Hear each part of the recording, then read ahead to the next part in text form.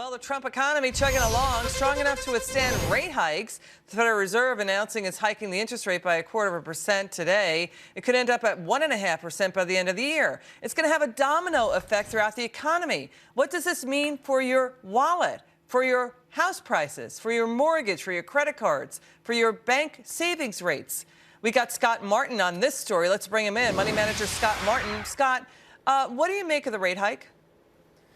Well, it's interesting. I mean, it's long overdue. You know, we had rates at 0 for about 8 years. So as the Fed has started to hike rates now, they've thrown a couple of these at us. We've seen rates respond. Now, what's interesting today, though, is rates actually went down with the Fed hiking rates, which is probably just a short-term thing because there's a lot of implication to some of the borrowing that you do at home that has an effect on what the Fed did today. So what's the impact on our money of the Fed rate hike? Yeah, Sure. So look at it as a borrower. Many of us have credit card debt. We have mortgages. We have student loan debt. Those things are tied to what the Fed sets as far as an interest rate, or at least what the open market rates do. So credit card rates that are variable based on some things that the Fed did. Watch your credit card rates. Watch your mortgage rates. If you're looking to refi or maybe you're looking to buy a house, there's a potential for mortgage rates to go up. And also student loan debt, EMAC, which can be tied to variable rate instruments, also has a chance to go up as the Fed continues its hiking rate pace. You know, this is really important for the viewer out there because the central bank gives prognostications of where they think the economy is headed, Scott.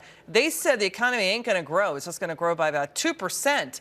And the people out there are saying, hey, wait a second, the Trump economy, his reforms are coming in. It looks like the Fed is not buying that, and maybe they'll end up keeping rates low. Right, Scott?